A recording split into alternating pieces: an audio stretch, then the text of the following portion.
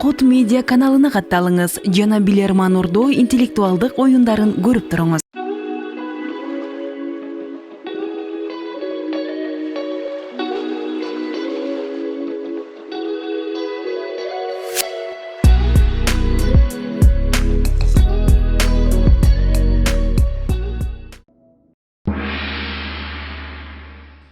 Assalamu alaikum, урматтуу телекөрүүчүлөр, интеллектуалдар, айымдар жана мырзалар. Бүгүн 18 декабрь 2022 жыл, жылдык финал тандоо туруна катталган командалардын 3-оюну. Бүгүн телекөрүүчүлөргө каршы Сооронбек Абылкасым уулу жетектеген мына ушул команда келген. Команданы мен Ордого чакырууну баштаймын. Кол чабуулар менен күтүп алсак команданы Куттубек Орунбаев бүгүнкү оюнга келген тарыхчы кесип боюнча команда мүчөсү. Эламан Акылбек уулу.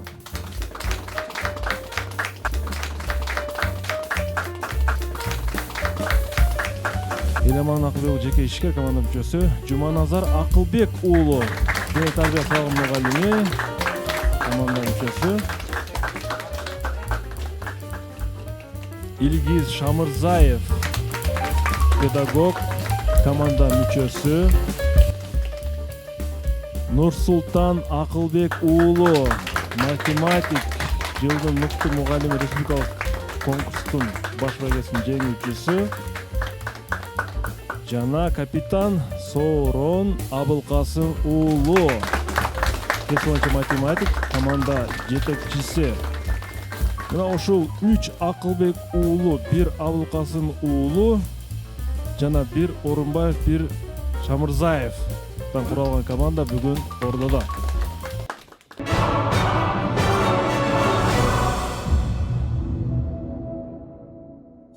Дагы бир жолу ассалому алейкум.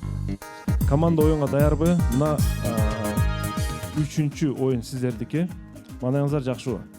Алейкум ассалам, урматтуу барча, урматтуу телекөрүүчүлөр, урматтуу Ордо. Буюрса, команда оюнга толугу менен даярбыз деп ишене алабыз. Буга чейин бир канча ирет даярдык оюндарды өткөрдүк, ошо менен бирге кошумча болуп жаткан оюндарга да барып катышууга аракет кылдык. Буюрса, команда жеңебиз деген ишеничтебиз. Бардык нерсе буюрса алдыда. Командага ийгилик каалайбыз. Демек, буга чейинки 2 оюнду сиздер көрүп турасыздар экрандан. Насирдин Акунов 5-6 эсебинде жеңилип калды. Калеча Сасиева 6-5 эсебинде 1 упай менен жеңди. Демек, бүгүн Сооронбек Абылкасым уулу жана кийинки жума Сагынбек Маманов. Кандай оюндар болот? Биз алдыда оюндарды күзөтөбүз. Сооронбек Абылкасым уулу минимум 6-5, максимум 6-4 болуш керек финалга чыгуу үчүн. Ошон үчүн өтө чоң жоопкерчилик бар бул командада. Даректерди айта кетели, жаңы кошулган телекөрүүчүлөр болсо бизге катталууну уланта бериңиздер. Facebook'та Билерман Ордо баракчабызга катталыңыздар. Instagram'da Билерман _ Ордо баракчабыз бар. Бул биздин расмий баракчабыз. Катталыңыздар жана суроолор калтырыңыздар. YouTube'да Билерман Ордо оюндарыбызды көрсөңүздөр болот. Билерман Ордо деп жазсаңыздар биздин оюндар чыгат. Жана катталууну унутпаңыздар. Каттар үчүн Ош Шаалин көчөсү 330. Билерман Ордо деп жазыңыздар. Биздин расмий өнөктөштөр Барболго чоң рахмат. Барбол адалкатты дайыма жаңгана. Сиздерге ийгилик каалайт. Актив дизайн, полиграфия жана жарнак борбору сиздерге ийгилик каалайт. Жана бүгүндөн баштап биз менен өнөктөш болмокчу Секом билим берүү мекемеси Оштогу башкарууна чоң рахмат. Эсеп 0-0, биринчи раунд. Биринчи раунд. Демек, бүгүн Секом 1000 сом бир суроого коюп берет. Команда тапса командага, команда таппаса ошол телекөрүүчүгө ыйгарылмакчы. Демек, Секомдун жебе келип токтоду. Секомдун суроосу Рахмидин уулу Азиз аттуу телекөрүүчүгө коюлмакчы. Урматтуу билермандар, Boeing авиакомпаниясы дүйнөгө белгилүү чоң авиакомпания. Алгачкы учурларда бул компаниянын жумушчулары жумушка аябай кечигип келе бергендигине байланыштуу аларга ар кандай жазаларды жана айып пулдарды колдонушкан. Бирок андан жакшы натыйжа чыкпаган соң компания жетекчилиги кандайдыр бир ыкманы колдонушкан жана кечигүүлөр мурдага салыштырмалуу бир топко азайган. Урматтуу билермандар, жаза жана башка аракеттерден натыйжа чыкпай Boeing компаниясы кайсы ыкманы колдонууга өткөн? Кетти минута. Кеч калгандарды жумуштан четтетип салган кандай болгон? Боюң сен четтеткенмен Дагы эле жаза башка акчага кетти да, бул жерде башка нерсе эмне жөн бар? эле бир ойготкуч белекке берген эмеспи? Будильник. Ойготкуч белекке берген. Балким көбү ошол турган. Жок, сел үчүн кеч кылат да. учакка стюардесса болсо ошого учууга уруксат бербей койгон болушу мүмкүнбү? Азайган жетекчилик. Мына жаза кылса деле айып пул болсо деле жыйынтык жок деп жетекчилик. Жанагындай жерде жарыялаган эмеспи? Жагандай бир айтат го. ошол кызматтык унаалар, ошол кызматчылар жыйнап келип туруп бир мекемеге алып келет.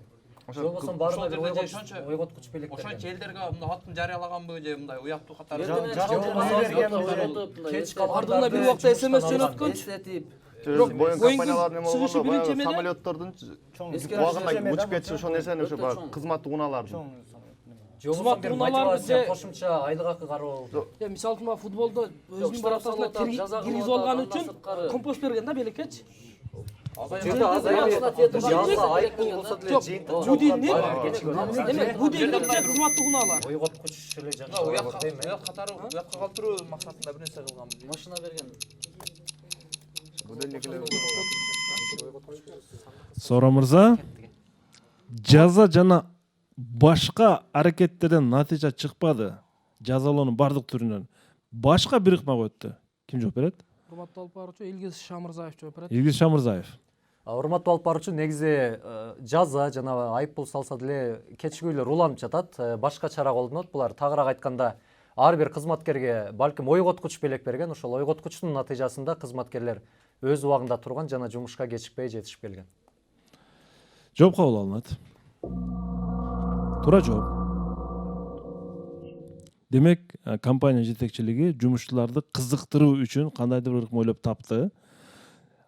Бул ыкма ар бир эрте келген жумушчуга булар лотерея билетин таркаткан жана ар айдын акырында лотерея билетин ойнотуп, ар кандай белектерди, телевизор, муздаткыч жана ушул сыяктуу турмуш тиричилик каражаттарын ойнотуп, акыры мен утат экем, ким биринчи келсем деп жумушчулардын саны кыскарып эрте келүү жолго коюлган. Эсеп азырынча 1-0. Рахмедин уулу Азиз Кадамжан районунун тургуну Секон билим берүү борборунун 1000 сом акчасы бул телекөрүүчүгө ыйгарылат. Биз куттуктайбыз. Жана биринчи раунд телекөрүүчүлөр тарапка ачылды. Экинчи раунд, урматтуу команда, оюн улантабыз. Экинчи раунд.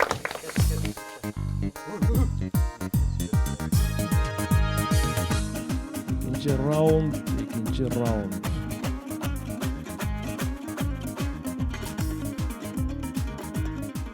Костя Герасименко, Новочебоксарск, биздин телекөрүүчү, биздин эмес, бул бардык интеллектуал оюндан көрмөн экен. Бул нерсени 1873 жылы бир америкалык адам ойлоп тапкан. Ага ошол кезде 15 жаш куракта болгон эле. Ошол америкалык ошол кезде 15 жашта экен. Ага ушул нерсени колдонуу идеясы коньки менен музда ойноп жүргөндө келген мунун оюна. Ушул нерсе мага керек экен депчи. Ал эми анын ишке ашуусуна анын чоң энеси себепчи болду. Урматтуу билермандар. Анын чоң энеси ага эмнени керектигин себепчи болуп калды. Ал кандай нерсени ойлоп тапты? Коньки менен муз тээп баратып. Минута кетти.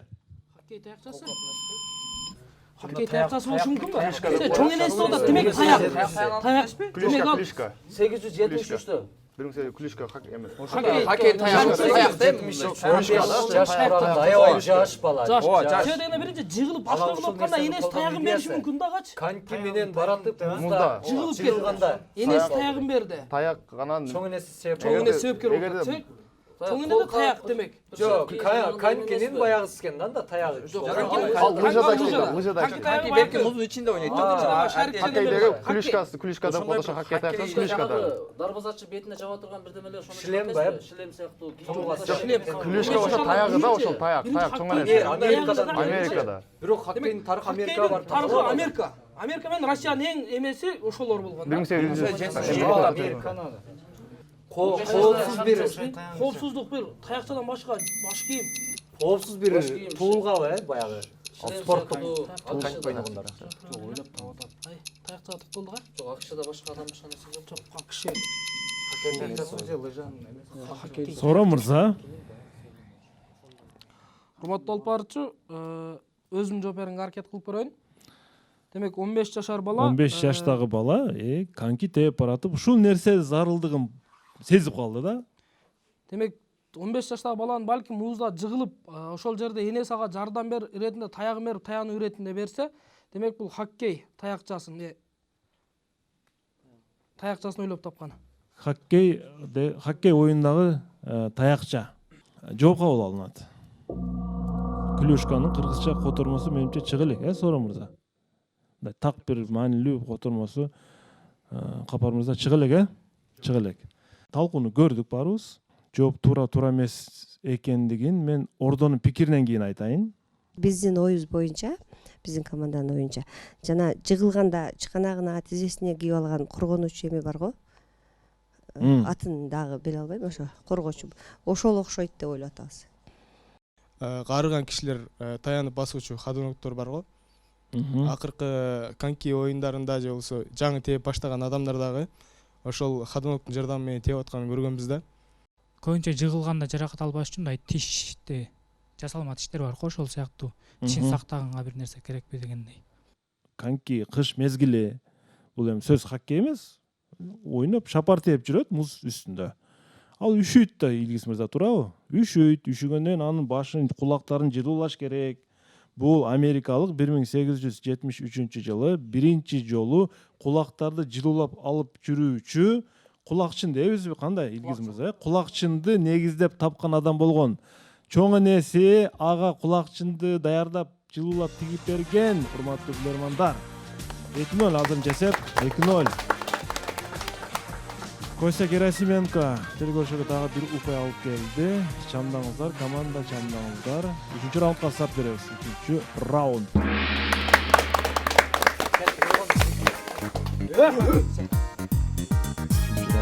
Кулакты жылуулоочу кулакчынды ушул 1873 жылы 15 жашында оюна келген экен. Энеси тигип берген жана ошондон кийин бүгүнкү чейин колдонуп келе жатышат. Актив дизайндан Throw. Урматтуу билермандар. Сиздер азыр дүйнөдөгү эң бою узун адам Роберт Уодлоунун келбетин көрүп турасыздар. Воск деп коебуз, мындай жасап коюшат. Бүгүнкү футболчуларды, президенттерди да ушинтип жасап коюшат. Бул эстелик эмес, кадимки мындай келбети. Атайын катуу пластмассадан жасалган. Анын бою, Сора мырза, 2,72 сантиметрге чейин жеткен. Дүйнөдө эң узун бойлуу киши ушул болуп эсептелет. Дүйм боюнча эсептегенде көрүп турасыздар, 9 дүймгө чейин жеткен мунун бою. Роберт Уодлоунун айкели келбети жасалган музейде тартылган сүрөт. Төмөндө атайын Throw белги коюлган тосмонун артында дүйнөгө дагы бир белгилүү инсан турат, спорт жаатындагы. Ал дагы өз учурунда мен бардык адамдардан ылдыйдан караймын. Өзүмөн бийик адам чыга элек деп жүргөн болот. Ошо күнгө чейин Роберт Уодлоуну барып боюн ченегенге чейин өйдө караган эмес экен, ар дайым ылдый карап жүргөн. Бирок Робертти көрүп, менин башымда асман караткан адам бар экен деп айткан. Урматтуу билермандар, бул спортчу ким болушу мүмкүн? Минута кетти. Ал да баскетболист бой узун да, ал да Майкл Джордан. Майкл Джордан болушу керек. Тамашалуу жоопко кирип кетип атат. Ошондой болду. Андан кийин отура алганда азыр мына жеринен келип атат да. Майкл Джордан да бирок андан да бийик адамдар. Бул кайсы бир мындай үстүдөн мындай бир столдо отуруп мына караган. Одан ham узун нерседе болтабы дейм да. Бул багылай. 30-40тан ылдыйракта. Андан да бийик ким? Бул баягы 2.30 ошондой спортчулар изейли. Ачыгын болуп да андан себеп. 2.30 2.20. Кичине арагадан. Неме эмеспи? Биринчи отурда Az sportda volейболда багы, волейбол немелеринде судья багындай неме эмеспи? Шот караган үстүдөгү столдо. Бул 2.72 болсо одан ham узун болот да. Ол 2.50 отурган болсо Майкл Джордан балуфтуна бойду анча эмес да, ончолук узун адам. баягы спортчулар керек болот. 2.30 2.20. Футболисттерде бизе бар. Футболисттерде футболисттерде узундары жок. Жок, Майкл Джордан ушул жылдарга таанык. Майкл Мухаммед Джордан Али, Мухаммед Али. жок. ошол эле неме окшойт го. Баягы столдо Бул отуруп мен эле мындай эсептеген. түзмө-түз албай атам да. Ооба, ошол лагерьский болгондо ошондой болот. Жогорудан карачымын деген бир мындай келип. Жомна эми Бой сетканы кичине эки спортчулар тескерисин кылган эмес. Бой кичинекей бирок мындай өзүн күчтүү сезген спортчулар болушу мүмкүн. Өтө кичинекей бир спорт менен. Карлик болушу мүмкүн бул бою. Сора мырза, менден дагы бийик адам бар экен деп атат да бул спортчу. Ким болушу мүмкүн? Урматтуу алып барчу, бул суроого Куттубек мырза жооп берет. Куттубек мырза, ордодон жардам албайсыздар. Азырынча мүмкүнчүлүк силерде бар. Бирок Куттубек мырза, Майкл Джордан. Баскетбол жылдызы Майкл Джордан. баскетбол жылдызы Майкл Джордан. Бою канча экен билесизби?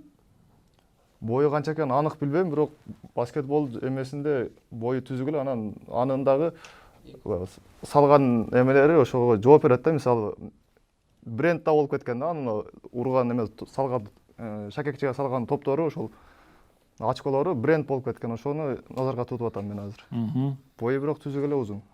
Түшүнүктүү. Жооп кабыл алынат. Бул баскетбол жылдызы Майкл Джордан. Тактоо беретинди айта турган болсом, Майкл Джордан бою 1.98. Куттубек мырза. Эми мен сиздерге бул суроо бергени мен алайын. Майкл Джордан эмес, бул баскетбол жылдызы эң узун баскетболчу Шакил Анил деген баскетболчу 2.17. Урматтуу билермандар, бул баскетболчу, бул дагы эң узун баскетболчу. Демек ушул жерден келип ал дагы бир жолу өзүнөн да узун бойлуу адам бар экендигин.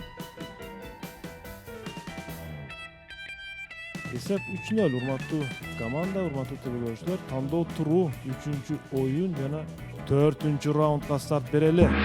4-чү раунд.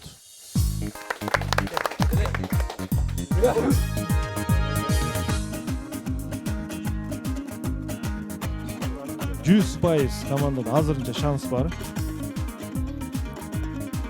Чыгып кетүүгө шанс бар. Аракет дагы бир жолу аракет керек. Блиц раунд. Сора мырза 10 секунд убакыт берейин. Талдаңыздар, ким калат? Сора мырза, ким калды? Илгиз Шамырзаев. Илгиз Шамырзаев.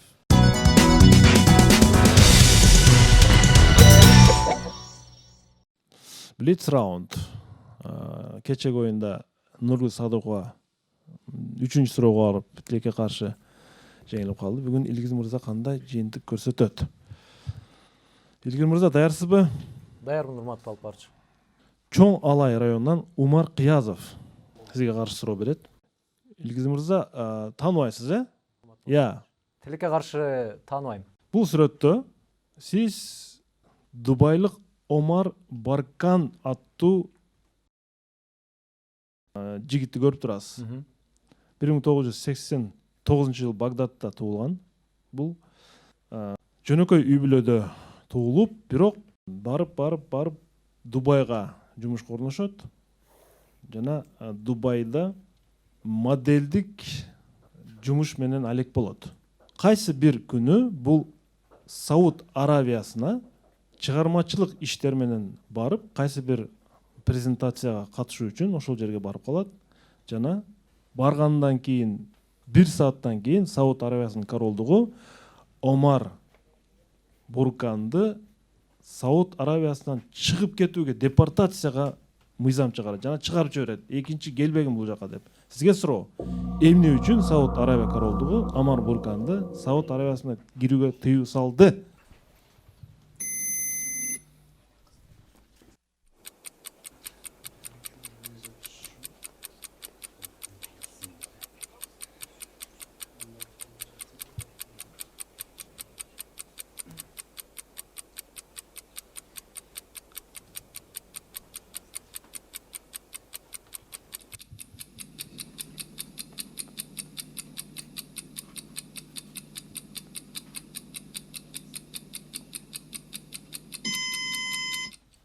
Илгиз мырза. Урматтуу алып баруучу, балким бул Омар Баркан модельдик жумуш менен алектенген болсо, мен ойлоп жатам, балким анын кийинүү стилинде да кандайдыр бир өзгөчөлүктөр бар, тагынчактарында деле болушу мүмкүн. Бул Сауд Арабиясына барганда алтындан жасалган зер буюмдарды тагынып барган, мына ошондуктан дагы баягы мусулманчылыкка туура келбегендиги үчүн экинчи бул жака келбе, мындай үгүттөө адамдарга деген мааниде киришине тыюу салган болушу мүмкүн. Жооп кабыл алынат. Туура жоопту айтам.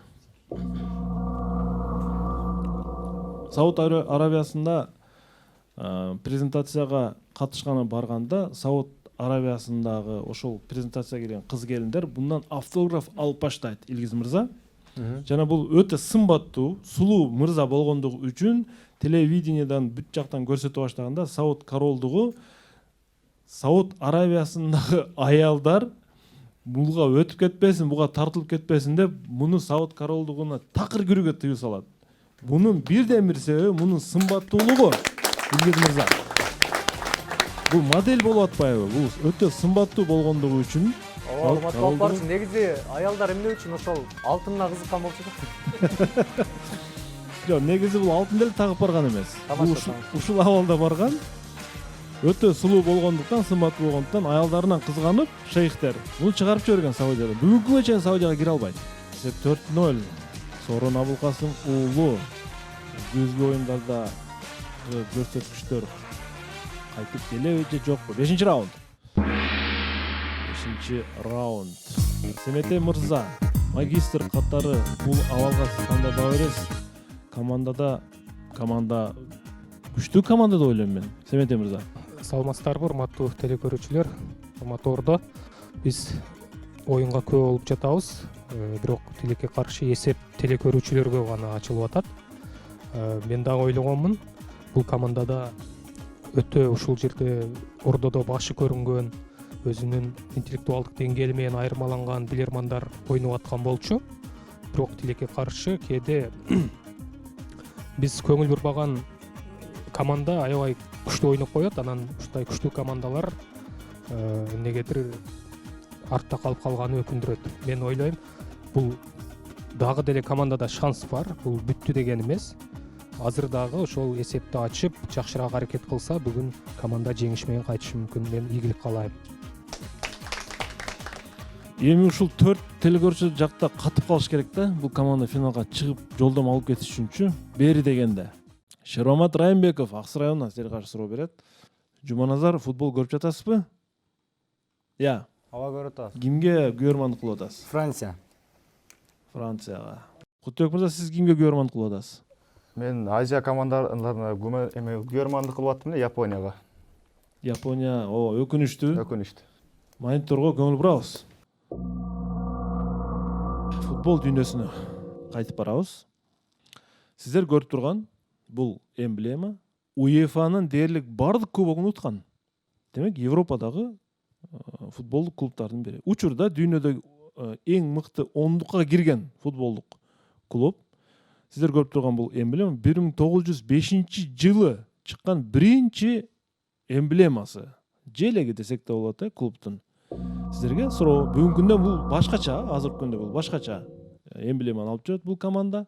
Бул атайын мындай бекитип өчүрүлүп турат да, сол жактагы Илгиз мырза, ошол клубтун азыркы аты. Ошондой аталган, азыр деле ушундай аталат.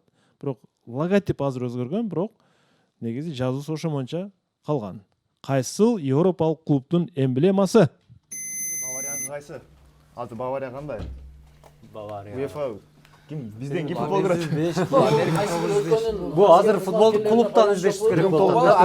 Клубтан издешибиз керек болот. Ана ал 4 эмес. Мондай гаджеттер бар. Ол үстүндөгү эмес. Швейцария жака кетип калат. Италияда да кайсы клубтар бар? Милан, Манчестер Юнайтед, Челси бар. Мен Германиялык көбүрөөк эске келип атат. Мен Баварияда кайсы клубтар бар аларында? Баварияда? Бавария. Белгилүү клубтардан белгилүү Усаби. Манчестер Юнайтед, Манчестер. Клубтар кимде? Дене тарбия атат. 7 тамгадан тургандай экен да. 2, 3, 4, 5, 6, 8 Бавария алдын кондукка кирген Манчестер кирген. Жоқ, Германияның мен билишим Англияда кайсы кемелер бар? Англияның өзү, Англияның премьер лигасы кайсылар бар? Мен мисалы билбейм да мен. ар дайым утканда атат УЕФАнын оюндуктары. Ондукка кирген эле, Европанын өзүндө эле утуп атат да бул. Европа алды эле кирет да. Европада атат. Германия бар. Италиянын клубу бар, испанский эмеси бар, анан Англияныкы бар. Ушуларды билем да мен. Анан бирок ажырата албайм, кайсы клуб кайсы экен. Көп алдык. Сооронбай мырза, ордодон жардам аласыздарбы? ооба урматтуу барча Урматтуу Ордо, команда жардамыңыздарга өтө муктаж. Кайсы клуб, футболдук клуб УЕФАнын бардык кубогунга 20 секундда кетти.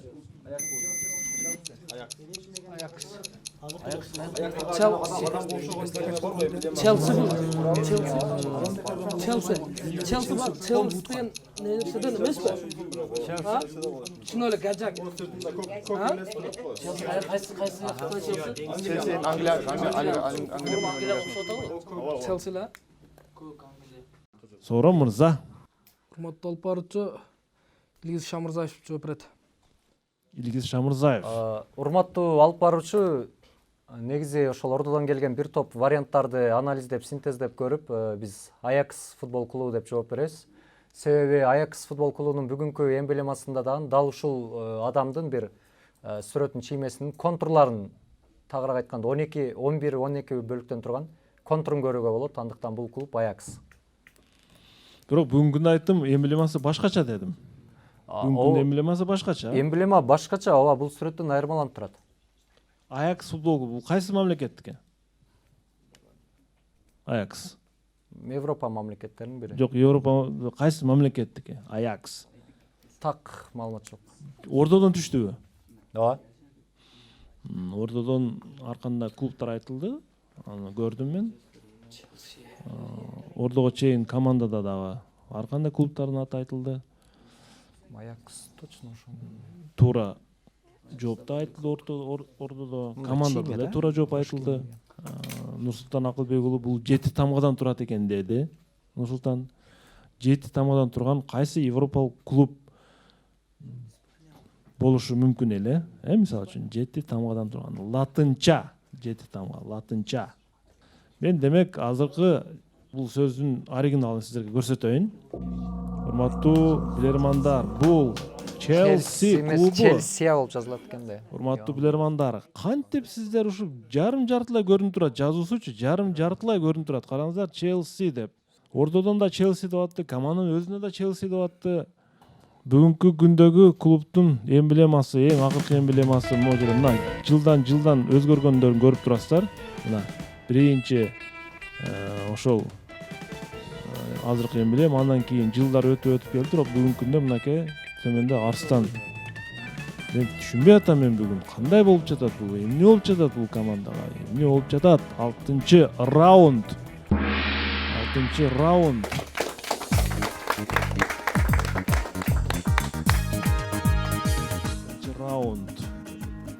Бонус алуу мүмкүнчүлүгү бар, башка мүмкүнчүлүк жок бул командада. Бирок үмүт эң акырында өлөт деген сөз бар. Үмүттү үзбөш керек, үмүттү үзбөш керек. Елена Гладышева, Санкт-Петербург сиздерге каршы суроо берет. Елена Гладышеванын командага бир упай алып келеби жок дегенде. Мен командага суроону окуйн. Күтөк мырза, маанай жакшыбы? Өтө курама команда, күчтүү курама команда. Телекөрүүчүлөрдүн көпчүлүгү Илгиз Шамырзаев бул командада кандай оюн жүргүзөт экен деп да күтүп аткан негизи. Көбүрөөк ортодо пауза болуп калды, балким ошон үчүн мындай формадан бир аз чыгып калган окшойбуз дейт го. Кайра кайтыш керек. Кронштадт району Восстания көчөсү 64-үйдүн жашоочусу Елена сиздерге төмөнкү суроону берет. Урматтуу билермандар, байыркы Кытайда жылдын кайсы бир мезгилинде кылмышка шектүү адамдардын мойнундагы баягы эки колун жогору каратып чыгарып коет. Ошол нерсени жылдын кайсы бир мезгилинде чечип бошотуп коюшкан. Керек болсо кылмыш иликтөөнү да токтотушкан. Сооро мырза, байыркы Кытайда жылдын кайсы бир мезгилинде, анткени ошол мезгил жалпы кытайлыктар үчүн бир башкача бир таасирди калтырыш керек экен да. Урматтуу билермандар, жылдын 4 мезгилдин кайсы мезгили бул? Кетти минута. Менимче мен жазга кетип калып атам. Себеби жазда мен ойлоп атам бир жамгырдуу бир мезгилге барышыбыз керек. Себеби баягы жыга шишип туруп адамды өлтүрүп коюш керек да. Жаз эмес, аны өлтүрүп коет да, жыга шишипчи. Жок, Кытайлардын тарыхында кайсы мезгил алар үчүн бир эле эмелер жашоочуларга эмес, башка карапайым элдерге да алдуу болот да. Конфуцийдин майрамы белгилешет да. Майрам сыяктуу күз мезгилине кетип калабыз анда. Күз башка майрам дейбиз да, ал да бүт ошо сырттан келген адамдар күздүн кышында эмне эмес бар, кыштында тоңуп калат, башка болот. Бул жазагер өлбөш керек демекчи. Көбүнчө жазында буларга императорлук эмес сыйынуу эмелерине өткөрүшөт да булар жазда. ошо мезгилди карап ошону Жай айында кандай эмеси барбы? Жамгырда ошо жамгыр жаса, балким күрүчтөр эгиши мүмкүн эми. Күрүч башка эмеден ошо императорлук эмес сарайда сыйынуу иштерине өткөргөн. Сыгып калат да, моюн сыгат да. кол тийсечи. Колундагы байланып турган болот да аны. Жыгач көбүп кеткенде Балким ошо эми булар ушунча жүрөрмүк беле, балким кол кылып иштеткенде күрү чексе, балким тийип туруп шишип кетет да, анан чечип. жок, мисалы Жамгыр көп жагында баягы жыгач болуп кетет да. Байыркыдан какта турушка дилемелер эле келет. Конфуций бар да, Кытайда эмнелер бар? Эмелер эле. Саякатчылар, Баягы көбүп кетет го жыгач. Японияда да сакура. Сооро мырза, бонус аласыздарбы же жооп бересиздерби? урматтуу алып баруучу, суроону бир кайталап мүмкүн болсо бонус алабыз. Караңыздар, суроого көңүл бурсаңыздар. Байыркы Кытайда жылдын кайсы бир мезгили келгенде керек болсо кылмышкерлердин дагы мойнундагы жыгачтан жасалган кишен дейлик, жыгачтан жасалган кишендерди бошотуп алып салышкан. Ошол мезгил бүткүнчө керек болсо кылмыш иликтөөнү дагы токтотурушкан. Анткени ошол жыл мезгили кытайлыктар үчүн кандайдыр бир таасирлүү болгондо, кайсыл жыл мезгили? Кетти бонус. Титер демек бул кытайлар үчүн өтө маанилүү болгон мезгил. Берки неме ошол Кытайлар үчүн өтө маанилүү Мезгилинде бири же 4 мезгил боюнча мезгилди айтып атат. Бул ошол күз баягы эмеси. Кышылык мезгилде Алматыда токшулук болот. ошо иликтөөчүлөр дагы эле өздөрү ошол бир нерседен улам колдору бошобой баягы жагандай бир нерсе экен да. Кытайда жаңы жыл кышта. жаңы жыл Кышта. Демек ошо Конфуцийдин туулган күнү дейли, балким ошол. Конфуцийдин туулган күнү күз Күзгө барып кала турган. Ошонун туулган күндө балким жаңы жылда ар дайым кишендебей жаңы жакшы өтсүн дегендегидей. Демек кайсы бир ошол кытайларга таасирин тийгизген адамдын урматына Конфуций майда князьдерге бар башка сурактарында кылбайт. Балким ошо сурак ала тургандар адамдар дагы бир нерсе менен алек болот. Жалгыз гана бөлөп ошону Конфуций кайсы мезгилде турду? биздин заманга чейинки эмне жашаган. Байыркы Кытай. Байыркы дегенде күз мезгилинен башка эмне үчүн жай? Мисалы жазда айтып атам, ритуалдар өтөт да, императордук сыйынуу ритуалдары, жамгырларга сыйынуу башканы ушундай ритуалдар, дракондор татуу ритуалдар өтөт. Ошо аждар майрамдары жазда ошо ритуалдар өтөт да, ошо Кытайда, Кореяда, Японияда жазда. Бул маданиятта ошо булар Конфуцийди алып жүрөт, ошол мезгилде өтөт бул ритуалдар, жазда өтөт. Мен билишим. жазга токтолдук. Башка жок. Жок, кыштаба жаңы жылда Сооро мырза, талкуу бүттү. Ким жооп берет? Куттубек мырза жооп берет. Куттубек мырза. Урматтуу алып баруучу, жаз 5-1 мезгили. болобу же 6-0 болобу? Жооп бериңиз. Жаз мезгилинде. Жаз мезгилинде. Эмне үчүн? Ритуалдардын бүт бардыгын ошол мезгилде өткөрөт. Императордук сыйынуулар, башкалар көккө сыйынуу ушундай өздөрүнүн ритуалдарын өткөрүшөт ошол себептен. Жооп кабыл алынат. Жаз мезгили. Байыркы Кытайда туура жоопту айтам. Кылмышкерлердин моюндагы жыгач кишендерди алып салып, аларга эркиндик берип, кылмыш иликтөөлөрү токтотуп турган мезгил бул жаз мезгили болчу. Жооп туура.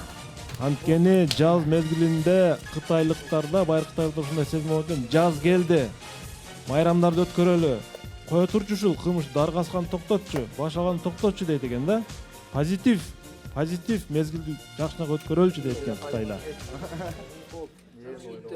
5-1 Куттубек мырза командага 1 упай алып келди, бирок абал өтө кооптуу. Oyun улантылат. 7-ci раунд. 7-ci раунд. Açıl oyun. 7-ci раунд. Кошумчалай кетсем, Куттубек мырза, күз мезгили келгенде кылмышкерлерди жазалайт баштайт экен. Анткени табиятты сунсарып жазалай бергилем дейт экен. Ушундай Кытайда бир салт болгон экен. Тынчтык Кубатбеков Кытайдан салам дуа, Сюанчжоу провинциясынан ысык салам Сора мырзанын командасына. Иероглифтерде жооптун жарымы айтылып калат экен да, биз маани бербейт экенбиз. Суроого көңүл бурабыз. Урматтуу билермандар, сиздер дао деп аталган иероглифти көрүп турасыздар. дао. Бул иероглиф өтө кызыктуу композициядан турат. Үстүңкү иероглиф, үстү жагындагы, бул экиге бөлүнөт экен, үстү жагындагы иероглиф няо деп аталып, чымчык деген маанини билдирет экен. Ал эми астыңкы иероглиф ш сыяктуу, шга окшогон иероглиф шан деп окулуп, шан деп окулуп, тоо деген маанини билдирет экен. Бул иероглифтин маанисин укканда 1977 жылы Кара деңиз биосфералык коругунда тартылган бир документалдык фильмдин аталышы менин эсиме түштү дейт. Аты аталган корукта өсүмдүктөрдүн, жаныбарлардын, канаттуулардын көптөгөн түрлөрү жана дао бар дейт. Ушул дао бар деп атат да, мындай кыйыр түрдө айтып атат сиздергечи. Урматтуу билермандар, сиздерге суроо. Сөз эмне жөнүндө болуп жатат? Кетти минута. Тотугуш эмеспи? Тоо чымчык. Тотугуш Тоо чымчык деп атат да, мен ойлоп жатам, балким баягы тоодон чымчык уч дегенде бир вулкан сыяктуу болушу мүмкүн. Вулкан же жанагындай тоонун үстүндө тургандар эмеспи? Учуп баягындай отурган. Тоо менен учууну байлаштырып. Канаттуулар белки канаттуу өсүмдүктөр айтылды, адам башка бир нерсе окшойт, адам башка деп атпайбы? Адам башка болгондо уже канаттуулар бар, жаныбарлар бар. 1977 жаныбарлар, бирок дао эгер жанарда болсо аларды таап салмак да. Турция аймагы. кеме сыяктуу нерсе эмеспи? Кеме учуп атат, кара биосферада турган бир нерсеге байланыштуу. Тотугуш келди оюма, анан кийин ташпака келди да. Тоо анан кийин ташпака келди. Тоо эме тотугуш менен ташпака. Өсүмдүк, чымчыктарда, канаттуулардан башка немеге бир кайсы ташпака немеден тугумдан чыгат да ал деле. Вулкан эле. тоодон чыгып атат, жогору учуп дао атат. деген бул Тоо чымчык, ака ошол жактан эмесин. Кино, Мен ойчу ошо ташпака эле көбүнчө эмес. Кайсыга? Кара деңиз. Биосферада деңизде элестетсеңиздер, вулкан башка. Кара деңизде эмне кылып жүрсүң? Турцияда жок кара деңиз. Сора мырза. Илгиз Шамырзаев жооп берет. Илгиз Шамырзаев. Урматтуу алып баруучу, негизи кандай гана кайсы жактан гана алып чыкпайм, барк жактан азыр упай кетирип аткан чагым.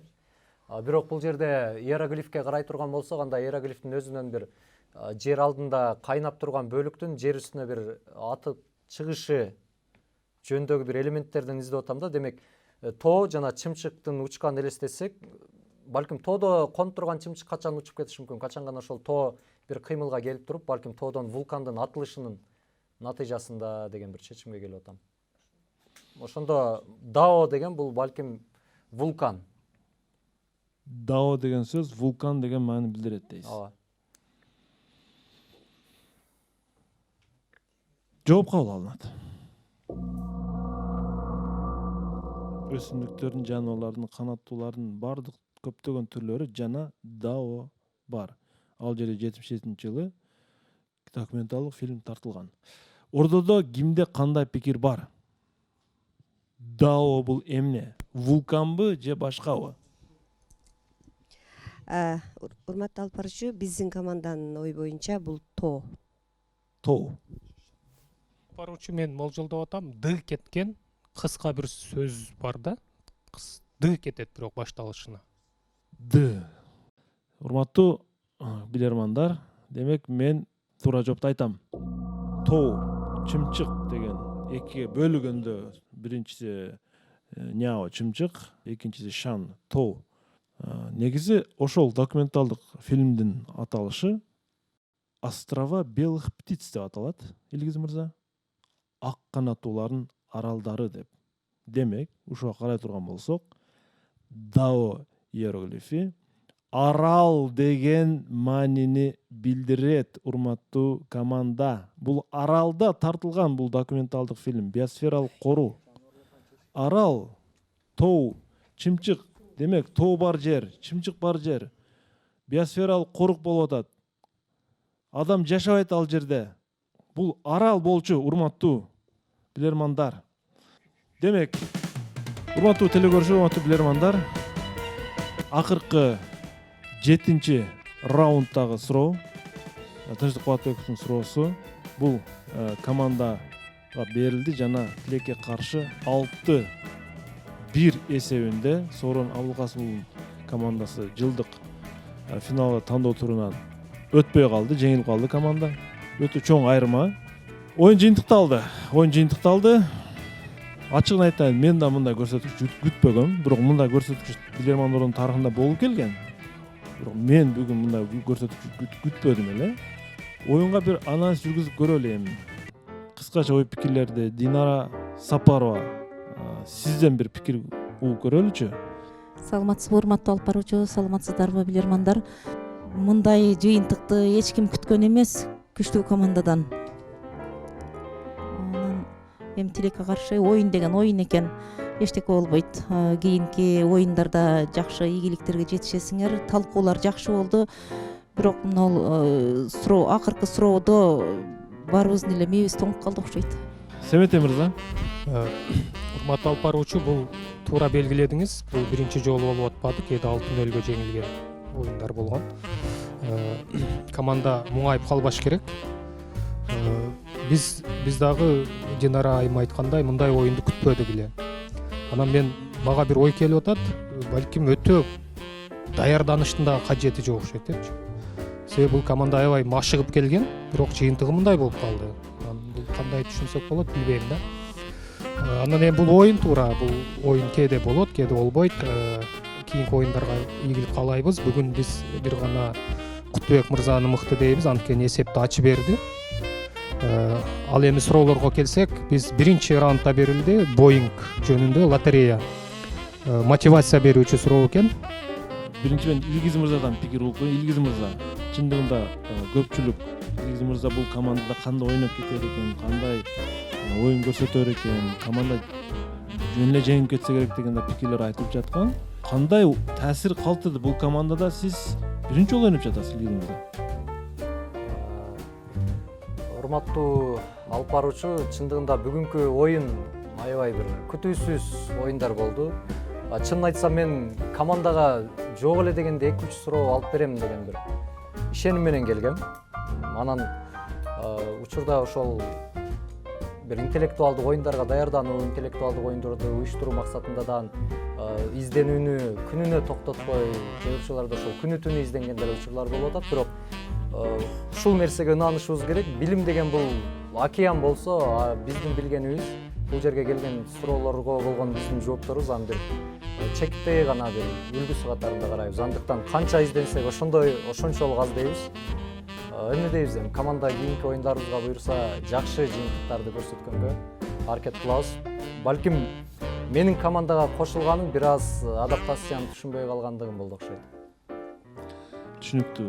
Мисалы үчүн футболчуларда алдыңкы 3 футболчу бири-бири менен ар дайым байланышта болуш үчүн комбинациялык оюн деп коет да. Бүгүн комбинация болдубу бул оюнда? Мындай сиз байкадыңызбы? Чынын айтсам, ошол комбинация бүгүнкү оюнда жаралбай калды окшойт. Себеби биз бир эле учурда пикирди айтып, кайра эле ошол өзүбүздүн пикирге каршы чыгып калган учурларыбыз көбүрөөк болуп атты да. Сооронбай мырза, дымак өтө чоң амбиция бар эле. Кандай дейсиз? Ой пикириңизди айтып көрүңүз. Биринчиден командага чоң рахмат. Бул даярдык мындай чоң деңгээлде болгон эмес. бирок баардык нерсени биз эмес, баардыгын Алла тарабынан чечилип ошол жактан боло тургандыгы бүгүн дагы бир жолу далил. Себеби ошол эле баардык ошо көпчүлүк күйөрмандар, башкалар айтып келгендей эле Илгиз Шамырзаевдин бизге өтүшү бул команданын балким мисалы үчүн баардыгыбыз эле билебиз, бул жеңет, финалга ойнойбуз деген өзүбүзгө болгон ишеничти көбүрөөк арттырып жибергенибиз, балким Алладан улук сүйлөп койгондорубуз. Ошол себептен команда ушул дережеге түштүк деп ойлойм. Экинчи себеп бул дагы бир ошо оюнчубуз биздин ошол пасовщигибиз деп коебуз. Мелис Агайдын, Музулмановдун жоктугудур балким. Балким бир бирок таасир болушу мүмкүн эми. Эч кимди эч нерсеге күнөөлүү же себепкер кылбайбыз, баардыгы өзүбүздөн. Эгерде өзүбүздүн дагы бир аз жетишпей калгандарбыз, эгер дагы бир даярдыгыбыз болгондо балким жеңе белек. Ар бирибиз өзүбүздөн издейбиз, башка эч кимди бирөөнү күнөөлөп же башка бирөөгө эмебизди артпайбыз. Буюрса команда кийинки оюндарда жеңет деген үмүттөбүз. Рахмат. Белди бекем бугула эми. Белди бекем бугула. Кышкы сериялардагы оюндардан күтөбүз, Кудайым буйрса. Биздин командага жаккан суроо бул Тынчтык Кубатбековдун Арал жөнүндөгү суроо. Арал жөнүндө эң акыркы суроо, Арал тоо чымчык, демек тоо бул жерде турат, чымчык дагы жерде, демек бул өзүнчө корук болуп жаткандан кийин бул Арал деген мыкты суроо десек болот, туура. Тынчтык Кубатбеков Кытайда мекендешибиз, Сюан Шоу сиздерге чоң салам жолдогон жана мыкты суроо ээси болду. Актив дизайндын кичинекей сыйлыгын Куттөк мырзага берели. Эмнеси болсо да 1 упай алып келди, Семетем мырза айткандай 1 упай алып келди да. Кичине кан жүгүртүп койду командага. Эми урматтуу алып баруучу, чындыгында көбү күткөн оюн болуш керек эле, бирок болбой калды. Бирок эми күнөөнү өзүбүздөн издешибиз керек. Наполеон деле жеңилген, Александр деле жеңилген. Туура. Анда урматтуу телекөрүүчүлөр, биз оюндун соңун жакшы бир позиция менен жыйынтыктайлы. Бар болдун ширинтерди студияга, билермандарга белек катары берилет. Кабыл алып коюңуздар. Оюн ушун менен жыйынтыкталды, урматтуу телекөрүүчүлөр. Биз анда эң акыркы оюнду эмки жума күтүп кала бермекчибиз. Кудайым буйрса. Анда көрүшкөнчө, урматтуу телекөрүүчүлөр, чоң рахмат. Мыкты суроолорду күтүп кала бермекчибиз. Биздин дарегибиз ошол өлкөчө 330 Берман Ордо интеллектуалдык оюндар деп суроо жөнөттүңүздөр. Ассалому алейкум, аман болуңуздар. Билеги күчтүү бирди, билими күчтүү миңди жыгат. Көрүшкөнчө.